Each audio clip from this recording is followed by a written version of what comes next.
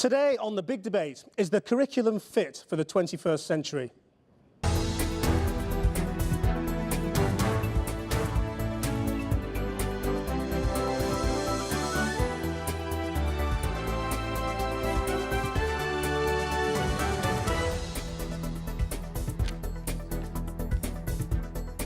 Hello and welcome to the programme. What's the point of the curriculum?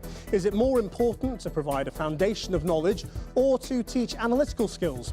In this online age, is there any point in spending so much time learning facts when you could be learning about citizenship or relationships or how to manage an overdraft? These questions and many like them have been occupying government and experts as we try to remake the curriculum for the 21st century. With changes such as the new Key Stage 3 curriculum, diplomas and the outcome of the primary review, schools are facing a major shake-up in both what they teach and how they teach it. But are these changes going to help deliver the education that's needed for modern Britain? Today on The Big Debate, we're in northwest London at the Capital City Academy, itself a product of big change in recent years, the academy system and its freedom to diverge a bit from the national curriculum. On our panel are Philip O'Hear, Principal of the Capital City Academy, Mick Waters, Director of Curriculum at the QCA, Professor Alan Smithers, Director of Buckingham University's Centre for Education and Employment Research, Saira Khan, perhaps best known as the runner-up in the first series of The Apprentice, now a TV presenter and entrepreneur in her own right, and Matthew Taylor, Chief Executive of the Royal Society for the Encouragement of Arts, Manufactures and Commerce, the RSA. And in our audience, a range of experts, business people, teachers, parents and pupils, all ready for today's Big Debate. So let's begin by getting a quick response from our panel to a fairly simple question. What is the point of a curriculum, Philip? I believe a curriculum should be preparing young people with the personal qualities needed for life in a liberal democracy and an increasingly technological future. So it's about knowledge, understanding and competencies needed to understand and operate in the world. Mick? The curriculum should inspire, it should challenge, it should help youngsters to understand the value of learning to themselves and to society. And we should see the curriculum as not just the national curriculum, but the entire planned learning experience, the lessons, the events, the routines, and what youngsters do after and beyond school. Alan? We need a way of setting out what no child should miss out on. Now, it's very important how we go about that. Over the past 20 years, it's all got very complicated. You need to concentrate actually on the essentials. So I think no one would disagree that young children need to be taught how to handle words and numbers properly. What words, what numbers, to what level to be tested.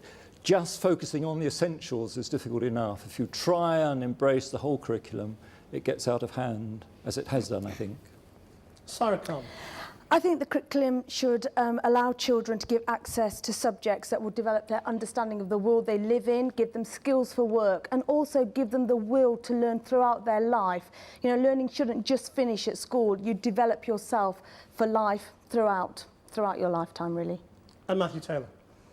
I think a curriculum should give young people the knowledge, the skills, competences, self-confidence they need, but it should also be as flexible as possible to allow those who deliver it to be creative.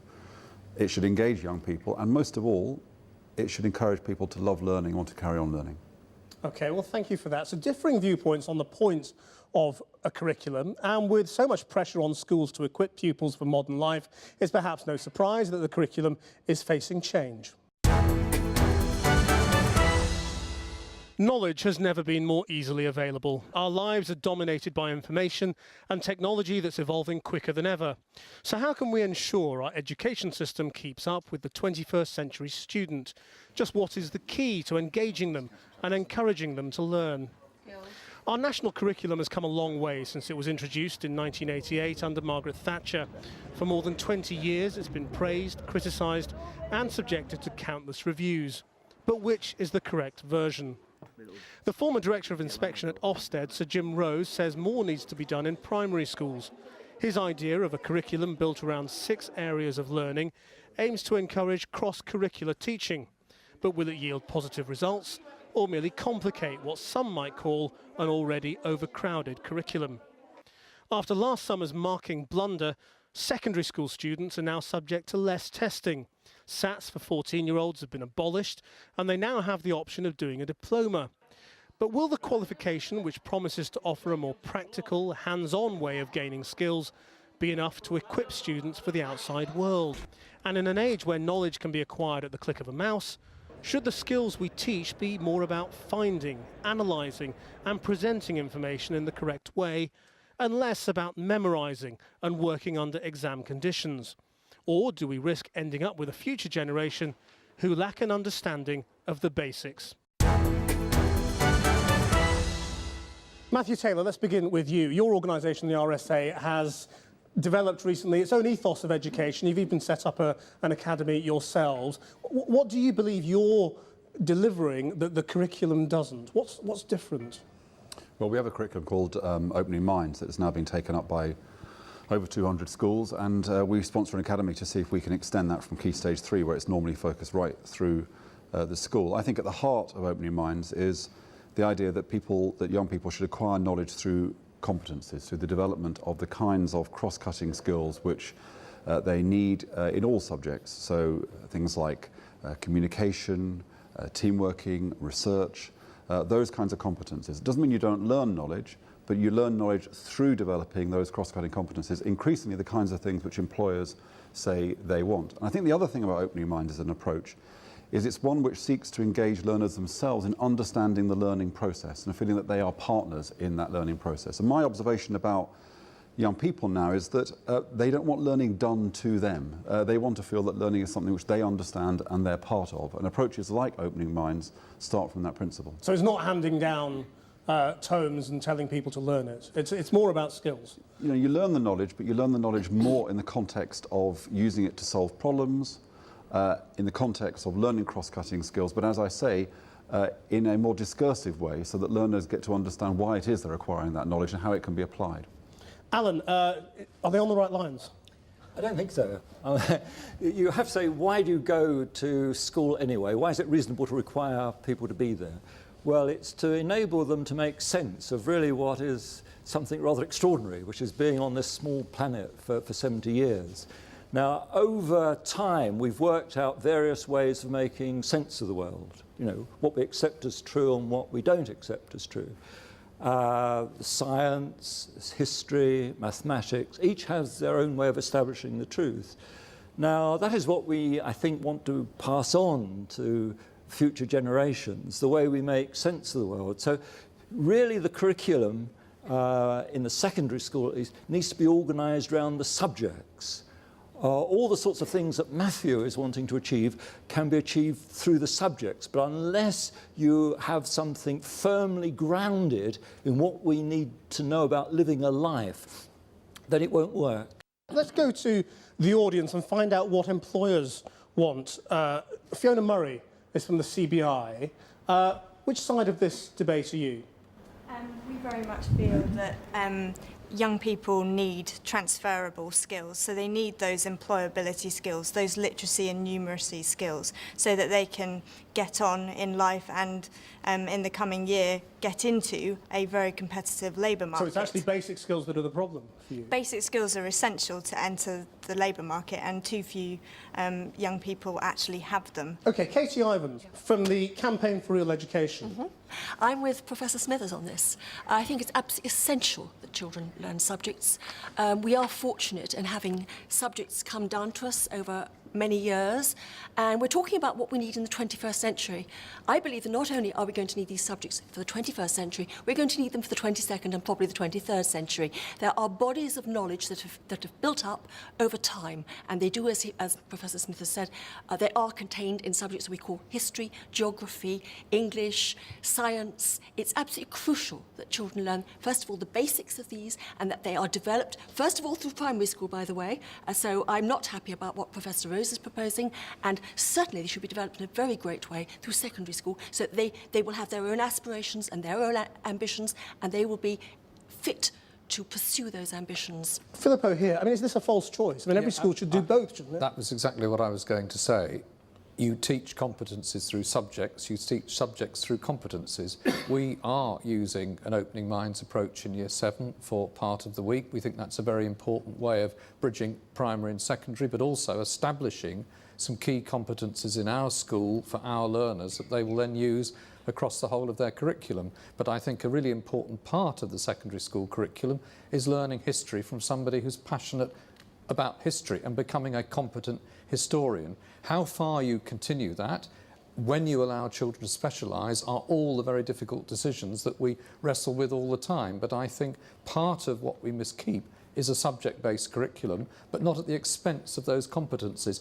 And in the work we've done with our gifted and talented students here, they certainly have experienced a very fragmented curriculum where subjects aren't joined up. So I think the foundation of competencies is going to be a very important part of how we develop our curriculum here. Do you want to come back, Alan Smithers? Yeah, I mean, the problem I have with skills and competences... Sorry, I wasn't talking about skills. I think skills are quite a narrow thing. Competencies are about dispositions, about ways of thinking, about attitudes, as well as about skills. And they seem to me to be profoundly the things that industry needs. And if we're going to create employable future learners, they need to have these emotional as well as skill-based dispositions developed. I was going to say skills and competences. And the trouble I have with them is that they have a now you see it, now you don't quality.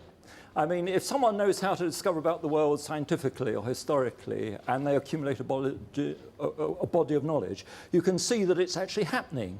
But when I see skills and competences taught in schools, it tends to be a project, and various things are done, and then somebody comes in and says, I discern that these skills and competences have been developed.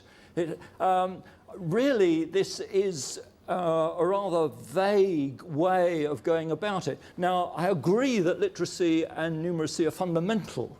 Whether we call them subjects or skills, I don't really mind. Unless people can handle words and numbers properly, they don't have the start in life that we want everybody to have. I would just say, though, let me just round off something. Life is about much more than employability. You're wanting to open up the possibility of living a life, one of which is working, but that isn't the only aspect.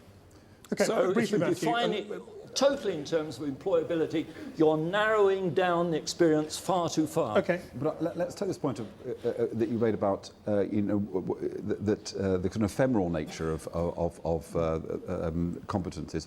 In my experience, when people acquire little tiny nuggets of knowledge in a narrow subject base without understanding any possible relevance of that, the likelihood of them retaining it is very, very low. I mean, I think, again, I don't know anecdotal, but I think of my own children, I ask them how much they can remember of the knowledge they were taught in a traditional curriculum in Year 7 and Year 8, now they're in Year 10 and Year 11. It's minuscule, because it wasn't, as it were, on a washing line. It wasn't associated for them with problem solving. They didn't acquire a set of skills which they felt they could use in the world. They got little nuggets of knowledge, they remembered them for 3 or 4 days. Because they were of no use, they then chucked them out. I want to hear from some of the students in our audience. What I kind of want to know is, do you think you spend too much time learning things?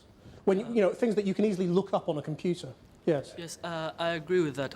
I think that we need both the physical and the mental education system. We need both the literacy and the other subjects, the core subjects. We need those, as well as we need to be prepared for the future life, as in for the jobs and all that. I think we need both of the parts, as both they were saying, and if we only get one part, we will only be able to do.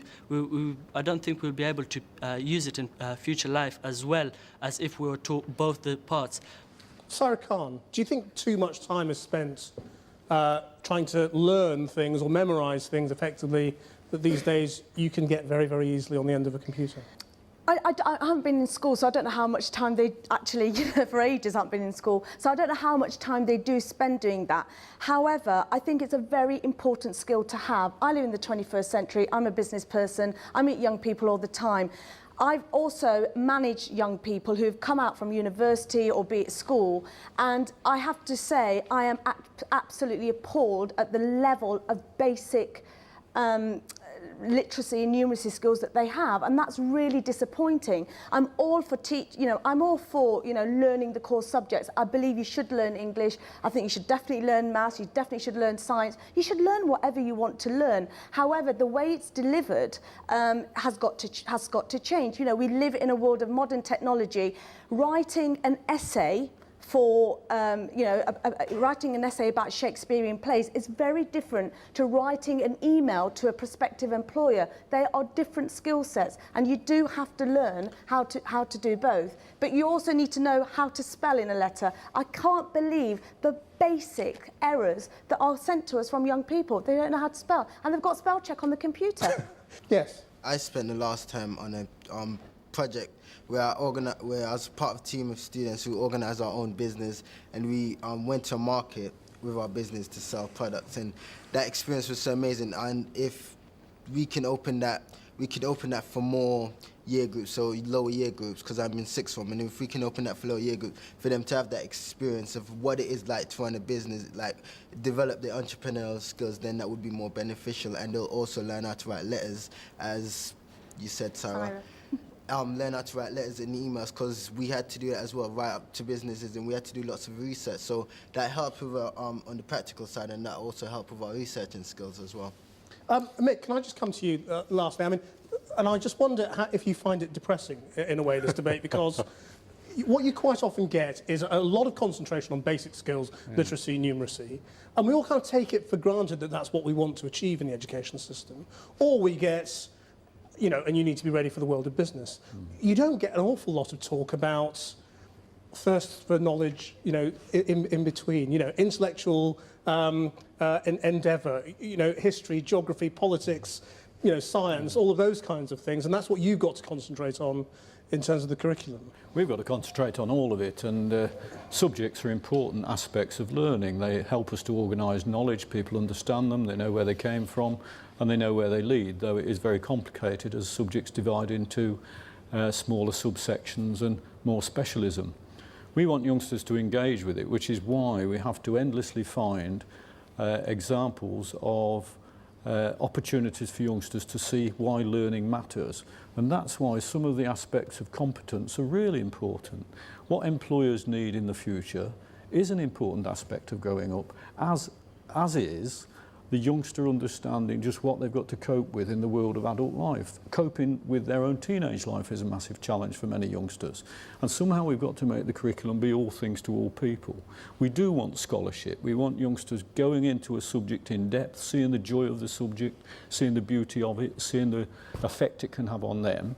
But we also want youngsters to become competent and realise how important it is to put an email right, because they're trying to affect the audience that they're writing to, or that they're performing for, they're dancing for, that they're playing music for. They're trying to persuade people and helping things to move forward. And that's why the Opening Minds programme and programmes like that do have an impact on young people. They can see the importance of what they're doing and where it's going. The work with businesses and employers that many places now undertake in school really does show youngsters ways forward that make sense in their lives. And it's the link between the two, not the separation, that we should be exploring. OK, we're going to move on, but for now, thank you very much indeed. Well, there's already been a lot of change over the last few months. We saw the scrapping of Key Stage 3 testing. We've got curriculum changes, diplomas, and of course, the primary review that is set to have a huge impact. So let's concentrate on primary education for a moment. Chris Sluck, now you're the head of a primary school in Enfield. How do you feel about the primary curriculum and its suitability right now? Well, I think the primary curriculum for the 21st century has really got to deliver two things. One is a balance between that subject and competency argument, which we've just sort of had. And definitely we need those competencies. We need to bear in mind that the children in primary school are not going to leave to the world of work until 10 years, 14 years. And if we just look back over the last 12 months, this is the amazing changes that happen. If we imagine what the world is going to look like in 14 years, it's quite clear we have to prepare children to be active learners in their world so that they can cope. This debate we've been going on about discrete subjects versus Absolutely, competencies is, you know, even comes down to 5 and 6 year olds. Oh, absolutely. I mean, it's a key one that's there. But nobody's suggesting in primary school, and by the way, that subjects are going to disappear. I can't believe there's many primary schools that are going to give up on literacy and numeracy. But the recommendations in the Rose Review, I think, of 6 areas of learning are a very welcome rebalancing of the curriculum. And linked to that is the second issue of flexibility, which has slightly been hinted at here, because what we need to do in the 21st century is personalise the curriculum, actually make it meet the child rather than the child meet the curriculum. And in order to do that, we need some of those flexibilities. And I think the Rose Review and the suggestions in there will provide us with some of those flexibilities. Katie Ivans, you against flexibility and personalised learning? No, not this sort of flexibility. No. What is being proposed here is that Jim Rose says that I think it's all stripped down to 2 subjects, literacy and numeracy, and everything else is negotiable, I think. Children do actually need I think so. I think it's areas of learning, yes. And children do actually need to learn. They need to begin to be taught history. They need to begin to be taught geography. They certainly need to begin to be taught science. If they're very fortunate, they might have a school which could start to teach them a foreign language. They need all this before they go into secondary school, when they should be good and ready to learn the subjects in a much more expanded and much more developed way. So I think that Jim Rose's proposals, which I think are very unfortunate, given that he's tried to secure literacy for our children, and I have to say I praise Jim Rose for this, but I think that his proposals are very retrograde proposals and could be very damaging for children. You wanting to come back?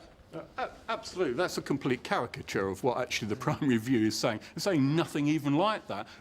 Jim Rose is absolutely clear that there needs to be a balance between subjects and cross-curricular teaching, and it's a very reasoned and coherent argument. And it needs to be said that, actually, if you read it very carefully, Jim Rose is also saying, actually, that children need to learn a second language in primary school. So your issue about that is very, very clear in the review itself. Matthew Taylor. I mean, I always find it charming that people who campaign for real education seem to have difficulties themselves comprehending texts, but I think that this is the point here is how do young people, no one's saying that children shouldn't learn about history, for example, but is it best to learn about history in a lesson called a history lesson, or is it, for example, fantastic to do a project about where you live, which is about the people who live there, the work that goes on there, and you get into the history of the area through that way, because you're actually trying to develop a full understanding and appreciation of where you are. Now, you know, we all want to teach history. The question is, how do you package it up? And the other point I think is very important to make briefly is that teaching knowledge through competencies and subject through competence is very demanding. We find in opening mind schools, for example, that teachers find it much tougher than just standing up at the front of a class and delivering the national curriculum the conventional way. And that's partly what went wrong with these kinds of ways of doing it in previous times. It was done in a very sloppy way. So let's not think that a competencies-based approach is somehow letting teachers off the hook. It is actually a much more demanding way of teaching if it's done properly. Alan Smithers. I mean, from where I sit, Jim Rose made a very brave attempt at trying to specify without specifying. The problem he confronted was there was too much in the primary curriculum. And so he's come up with these areas of experience that could mean something or nothing. This is the kind of problem you get into if you try and set out the whole curriculum. So I don't think there's any doubt at all that learning how to handle words and numbers, learning how to behave and be a responsible member of society are the vital components of primary education.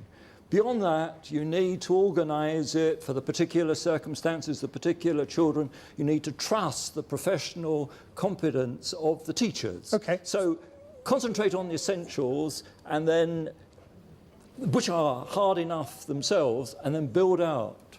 Philip. Well, I think it's clearly absolutely essential that primary education helps children learn to read and use number effectively and write. I mean, those things are absolutely critical. They're the foundation of everything. But I think this whole discussion is missing 2 really important things. First of all, any curriculum is a selection. subjects versus competences is nonsense. You're selecting from a subject. You do world history, modern history, ancient history. It's all a selection. What schools have to do, or the national curriculum has to do, is make the best selection possible. That's the first point. The second thing is the curriculum is not just what happens in lessons. The curriculum is the wider life of the whole school. And many of the things we're talking about are actually delivered through the quality of the relationships and the learning and the mixture of the two in the whole school. And it's the competence approach that helps you join those up. Okay. I'm absolutely for subjects, but in a context where children are developed as whole people, and I think we've missed all that. OK, thank you. We're going to take a short break now, but still to come on the big debate, we'll take a look at the classroom of the future and what it means for the curriculum.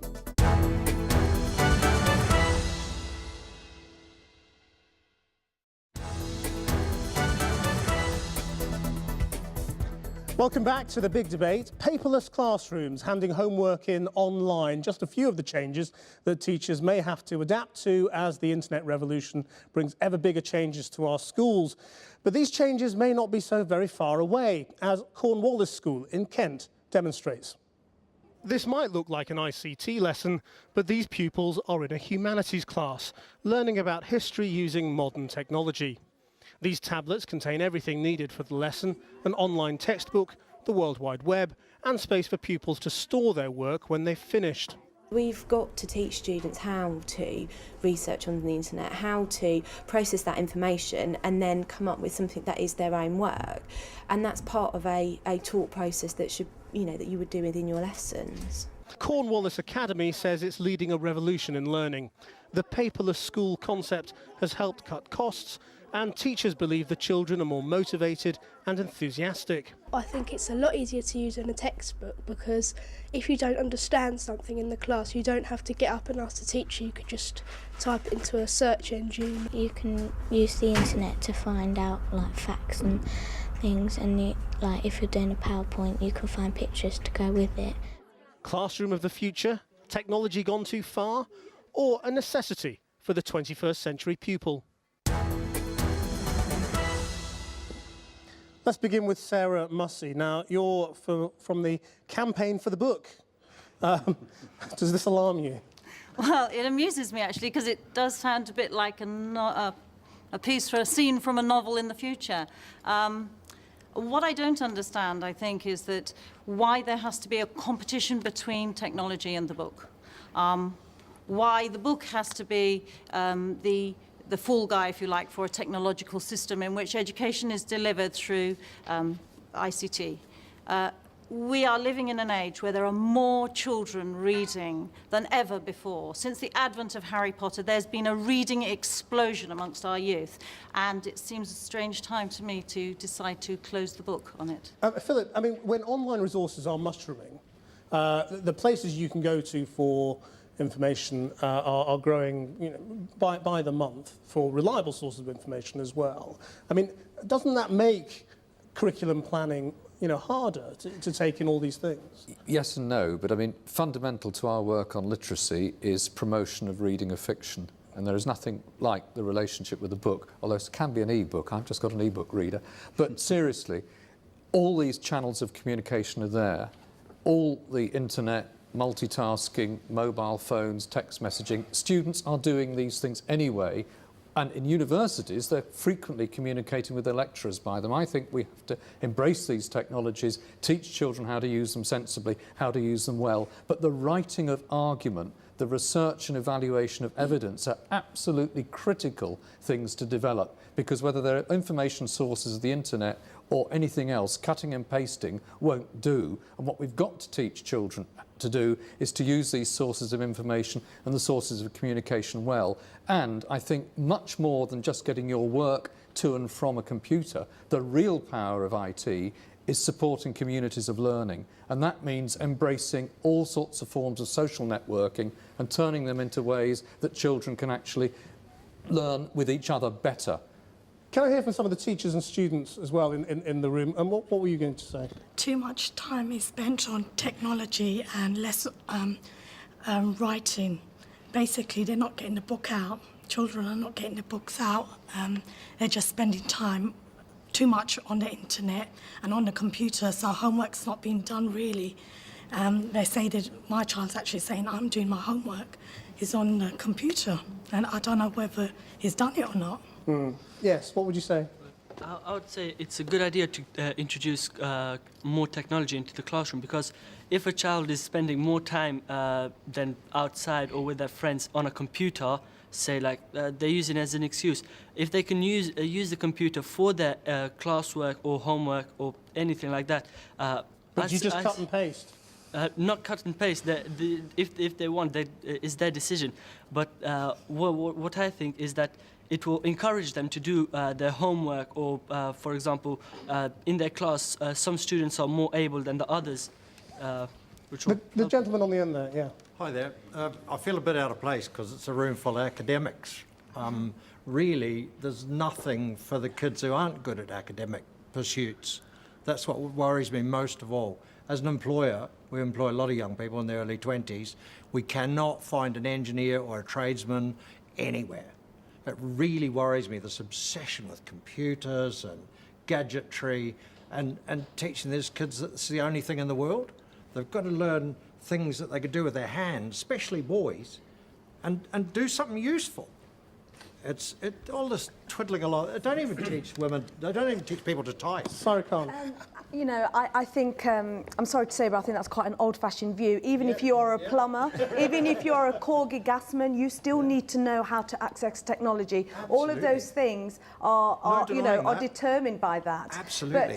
But you know, I am absolutely all for the internet. I don't care how a child reads you know, a classic. If they want to read it on the internet, I'm not excluding as long as they're reading it, that's the most important thing. I think computers allows for accessibility, and some children, I mean, you know, for me, I've got an iPhone, but I don't read stuff on there. I'd rather still have a newspaper, and I think it's about giving people choice. But it's the reliability of the resource as well, isn't it? Yeah. Alison Wheeler from Wikimedia. Not everything you read on the internet is true, is it? A lot of it is, though. That's the point. Wikipedia, which is one of the projects from Wikimedia, 2.5 million articles in English alone. Most of those are entirely accurate, but we're a pointer, we aren't the source. That's a big claim, most of them entirely accurate. Yes. You walk down your street. That's not your reputation. It is, exactly, it's the media, I'm sorry, it's the media that do this. You walk down your street, you may see a little bit of graffiti, and it'll get cleared up. We're the same. There's little bits of problem, but they get cleared up quickly. We have people from 9 to 90, updating that because they're interested. They're almost being teachers by wanting to pass that information on.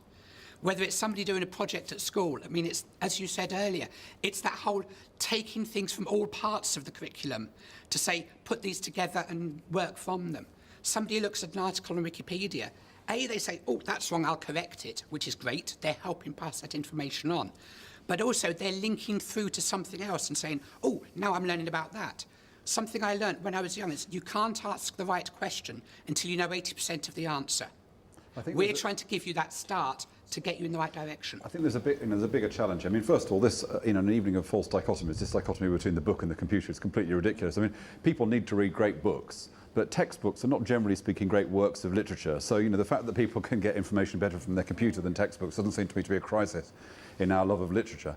But I think the bigger challenge about online learning is that young people are used to being able to get the information they want when they want to get it. And I find it quite interesting. People say, young people, they don't work very hard. They go home in the evening and they spend hours on PlayStation. Well, yeah, they do. But what are they doing on PlayStation? They're trying to get to higher and higher levels.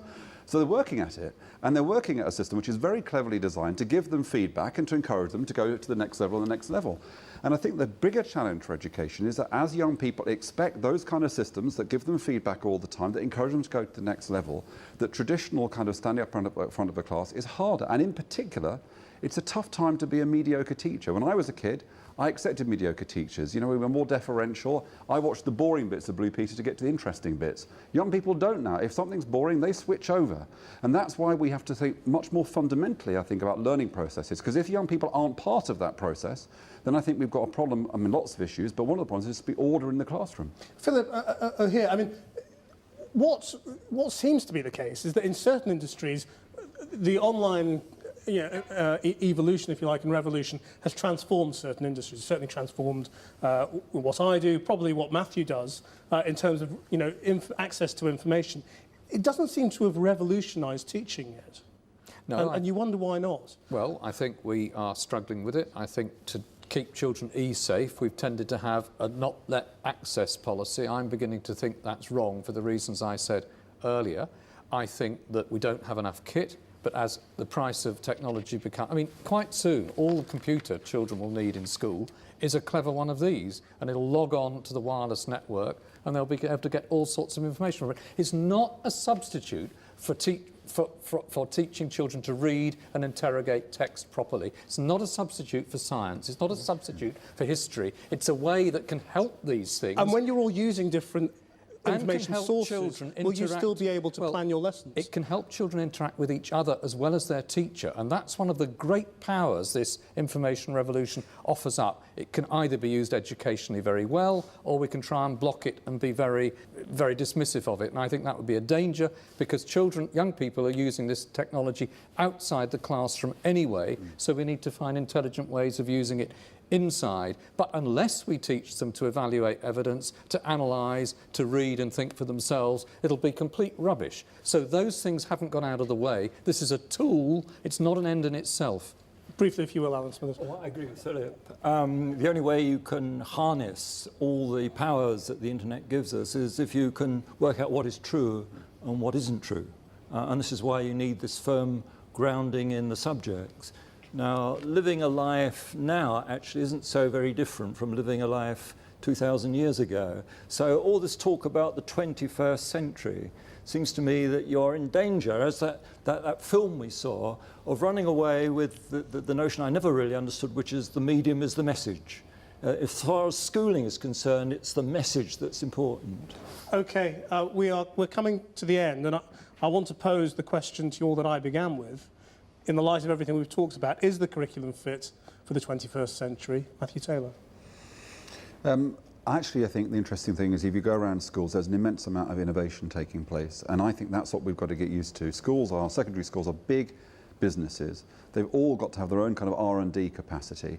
And the curriculum is changing. It's becoming more flexible. And I look forward to a day where every school you go to is doing slightly different things, geared to those pupils, growing out of the engagements of those pupils, and there's a system which is learning all the time and experimenting. That's what I think we need. Sarah Khan. I disagree with you in saying that school is business. I don't think schools are businesses. They are centres for people to learn and access information so they can go and develop their life when they leave. I think technology is fundamental for young people to take them forward and be prepared for work. Alan Smithers. We need a curriculum, but the one we have at the moment doesn't work properly. It is overloaded. It needs to be sorted out, and you need to work out what are the essentials, what do you allow to differ between schools. The government, sadly, hasn't gone about this in a very sensible way. It's dealt with it in 4 slices. It's dealt with the early years foundation stage. It's dealt with the Rose Review, which is separate for primary. It's rewritten the curriculum for Key Stage 3, the 11 to 14-year-olds, and it's introduced diplomas. Instead of those separate slices, we need something that gives all children a good basis for the lives that they will lead, which runs through from when they begin their schooling to when they leave qualified to go to work. Mick Waters. I think it's balance in all things. I think that books are beautiful things, but some of them tell fibs. I believe that the curriculum could take more account of technology than it dare, and we've got to be braver in our schools to take things forward. I think that there are teachers all over the country doing amazing things in schools because they recognise that the curriculum is not just the lessons, it's the lessons, the events, the routines, and what youngsters do after school and beyond school brought together to make sense in their lives. And I see many, many young people benefiting by becoming successful, confident and responsible people at the end of their curriculum experience. Many people who criticise it haven't read it or distort it in the telling, which just goes to prove that what's written down is not always correct. What they do need, though, young people, is to use technology to the full, whilst at the same time making, doing and mending, spending time outside and enjoying the world in which they live. Philippa here. Children need to leave school with a core set of values that are fit for a liberal democratic society. I think that's really important, and those haven't changed. We teach them through creating schools that embrace the whole child, teach respect, teach reconciliation, teach right from wrong, teach truth. But in terms of the content that children learn, it needs to be well grounded in the core of things we already know you need to know to be able to be an active citizen, but actually it also needs to give young people the willingness and ability to learn the answers to the questions we don't even know are going to arise, because that is what's going to happen. Different things are going to happen that throw up new questions. Our young people need to be able to find good answers to them and then good ways of living with them based on strong values. And there we must leave it. That's it for this edition of The Big Debate. My thanks to our panel, Philippa here, Mick Waters, Professor Alan Smithers, Syra Khan and Matthew Taylor, and our audience here at the Capital City Academy. The debate on the curriculum carries on our website at teachers.tv. But from all of us here for now, goodbye.